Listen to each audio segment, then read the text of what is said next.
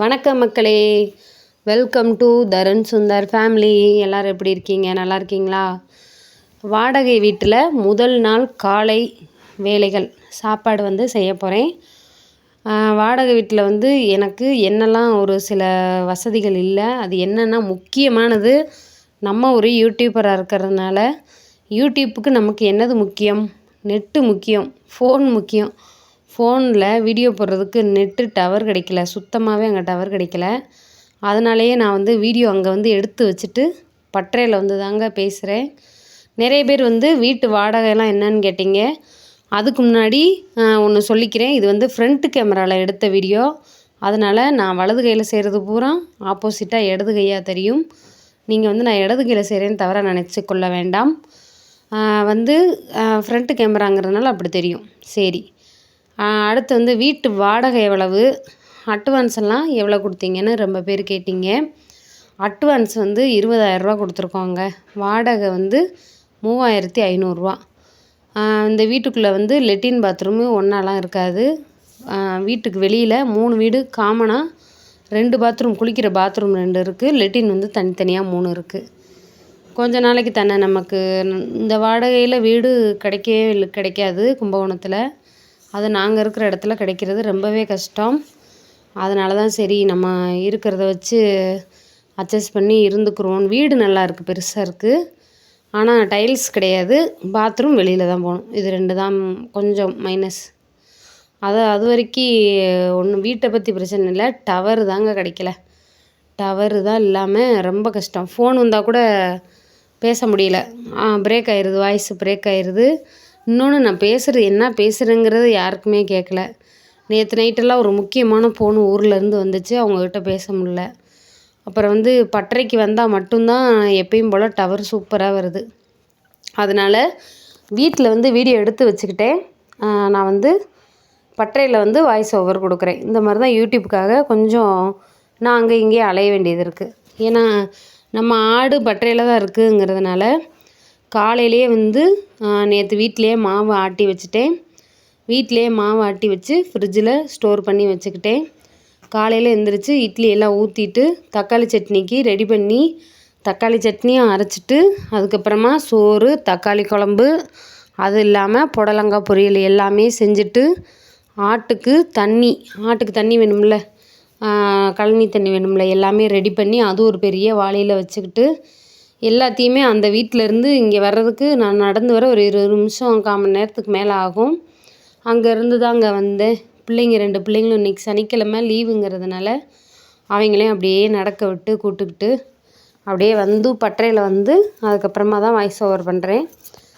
இது நமக்கு இனிமேல் அப்படி தான். அங்கே டவர் கிடைக்காதுங்கிறதுனால நான் வீட்டில் வச்சு அப்லோடு பண்ணுறது ரொம்ப தான் கஷ்டமாக தான் இருக்கும். லைவ் எல்லாம் போட முடியாது. லைவ் இனிமேல் போட மாட்டேன். ஏன்னா டவர் கிடையாது, அங்கே பிரச்சனை. இங்கே வந்தாலுமே நம்ம வீடியோ எடுக்க, ஆடு குட்டியை பார்க்க அப்படியே நேரம் சரியாக போயிடும். இப்படி தான் ஓடுது. அப்புறம் புது வீட்டில் ஒரு எந்த பிரச்சனையும் இல்லை, நல்லாயிருக்கு, வீடெல்லாம் வசதியாக இருக்குது. நேற்று ரொம்ப பேர் கேட்டுக்கிட்டே இருந்தீங்க அப்புறம் நம்ம செல்வியக்கா கேட்டிருந்தாங்க, 6,000 சொன்னீங்களே வாடகை அப்படின்னு. அது முதல்ல பார்த்தோம். அந்த வீடு வாடகை அதிகமாக இருக்கிறதுனால நம்மளால் கொடுக்க முடியாதுன்னு சொல்லிவிட்டு நாங்கள் 2வது இந்த வீட்டுக்கு வந்துட்டோங்க. நிறைய வீடு பார்த்தோம். பார்க்கும்போதெல்லாம் நான் உங்களுக்கு வீடியோவில் அப்டேட்டு பண்ணதுனால குழப்பமாக போயிருக்கோம். இந்த வீட்டோட வாடகை 3,500 மட்டும்தான். அட்வான்ஸு 20,000. அப்புறம் வீடு புரோக்கர் பார்த்து கொடுத்தாங்க பார்த்தீங்களா, அவங்களுக்கும் 1 மாதம் வாடகையை நம்ம கொடுத்து தான் ஆகணும். வீடு தேடி பார்த்து கொடுத்தாங்கள்ல, அதனால் இட்லியெல்லாம் ஊற்றிட்டு சட்னி வதக்கிட்டு எங்கள் வீட்டுக்காரையும் எல்லாேருக்கும் சாப்பாடு கொடுத்து காலையில் வியாபாரத்துக்கு அனுப்பிட்டு அதுக்கப்புறமா தான் பட்டறைக்கெலாம் வந்தேன். நேற்று நேற்று போட்ட வீடியோவுக்கு நிறைய பேர் நிறைய அட்வைஸ் பண்ணிங்க, ரொம்ப நன்றி. அதில் ஒரு அண்ணன் பெண்கள் மொட்டை போடக்கூடாது, திருச்செந்தூரில் 5 ரூபா மடிப்பிச்சை எடுத்து அதில் வாங்கி சாப்பிட்டுட்டு வாங்க அப்படின்னாங்க. எனக்கு தெரிஞ்சு எங்கள் ஊரில் எல்லாருமே மாரியம்மன் கோயில், திருப்பதி, அதிகமாக எங்கள் அம்மாலாம் திருப்பதிக்கு நிறைய மொட்டை போட்டிருக்கு. நான் இது கேள்விப்பட்டதில்லை. அது நீங்கள் சொன்னது எனக்கு புதுசாக இருந்துச்சு.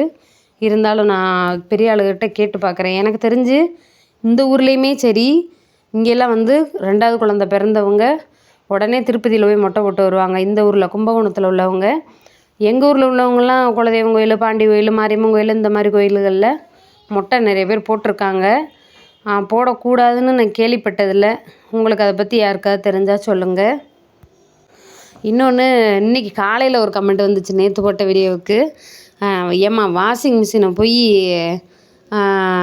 இங்கே அடுப்படியில் வச்சுருக்கீங்களேம்மா அப்படின்னு. ஹால்லையாவது வைக்க வேண்டியதானே அப்படின்னாங்க. இதுக்கு வந்து அந்த சிங்கு பாத்திரம் கழுவுற தொட்டி இருக்குல்ல, அதுலேருந்து ஒரு அரை அடி கூட இருக்குல்லங்க, அந்த ஒரு அடி 1.5 அடி இருக்கும், அவ்வளோதான் இருக்கும். அதுக்கு பைப்பு இழுக்கிறதுக்கே 1000 ரூபா வாங்கிட்டாங்க. 800 ரூபா செலவு, அவருக்கு 200 ரூபா கூலி, 1000 ரூபா வாங்கிட்டார். இதில் ஹாலில் பைப் லைனே இல்லை. நம்ம வீடுனா நம்ம இழுத்துக்கலாம், செஞ்சுக்கலாம். இப்போ நான் இருக்கிற வீடு எப்படின்னா, என் வீடு என்ன வேணால் பண்ணிக்கலாம். வாடகை வீட்டில் போய் ஹால் வரைக்கும் பைப்பு இழுங்கன்னா அவங்க இழுத்து கொடுப்பாங்களா? அது கஷ்டம் தானே. அதனால் இருக்கிறதுக்குள்ளே வச்சு புழங்கிக்கிட்டு இருக்கோம், அவ்வளோதாங்க. அடுத்து சாமி வந்து அடுப்படியில் வைங்கன்னு நிறைய பேர் சொன்னீங்க, ரொம்ப நன்றி. அடுப்படியில் வந்து வச்சா எச்சி பிசாசு என்னென்னமோ வராதுன்னு சொன்னீங்க. அது வந்து புதுசாக இருந்துச்சு. நாங்கள் வந்து ரூமில் வந்து பிளங்க போகிறதில்ல, அதனால தான் நான் ரூமில் வச்சுட்டேன். அடுப்படியில் வந்து பாத்திரம் கழுவுறோம், எச்சி பாத்திரம், துணி துவைக்கிறோம், அது அழுக்கு துணி. அப்புறம் வந்து கறி மீன் இதுகள்லாம் சமைப்போம். அந்த எல்லா ஆவியுமே வந்து அங்கே மேலே படும். ஸ்க்ரீன் போட்டுக்கோங்கன்னு சொல்லலாம், இருந்தாலும் ஸ்க்ரீன் வந்து போட்டால் அந்தளவுக்கு ஒரு சுத்தபத்தமாக இருக்காது. அதனால தான் அந்த ரூமில் மட்டும், அங்கே ரூம்லேயுமே ஒன்றும் இல்லை. பிள்ளைங்க துணி, அந்த அந்த பை, தலைகாணி, போர்வை, அதெல்லாம் அதுக்கு மட்டும்தான் இருக்குது, வேறு எதுவும் இல்லை. சாமிக்குன்னு அந்த மேலே உள்ள மாடத்தை ஒதுக்கியாச்சு. அதில் ஒரு அழகாக ஒரு ஸ்க்ரீன் மாதிரி, சின்ன ஸ்க்ரீன் மாதிரி செட்டப் பண்ணி நான் போட்டுக்கிறேன். அந்த பிளாஸ்டிக்லாம் விற்கிதுல, கீ மாட்டுற மாதிரி, அந்த மாதிரி 2 வாங்கி மாட்டி அதில் வந்து ஸ்க்ரீன் மாதிரி போட்டு சின்னதாக ரெடி பண்ணி நான் வந்து போட்டுக்கிறேன். சாமியை பொறுத்த வரைக்கும் அது இங்கே இருக்கிறது தான் மரியாதை. ஏன்னா அங்கே வந்து ரொம்ப டிஸ்டர்பன்ஸாக இருக்கும். அதனால தான் வந்து ரூமுக்குள்ளே வந்து வச்சுருக்கோம்.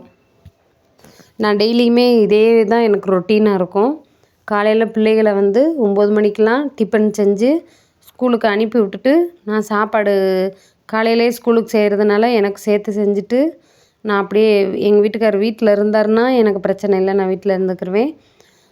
வீட்டில் இல்லை, வியாபாரத்துக்கு போகிற மாதிரி இருந்துச்சுன்னா நான் சாப்பாடு செஞ்சு பட்டறைக்கு எடுத்துகிட்டு இங்கே வந்துடுவேன். காலையிலேயே சாயந்தரம் வரைக்கும் இங்கே இருந்துட்டு பிள்ளைகளை கூப்பிடையில மட்டும் அங்கிட்டு போயிடுவேன்.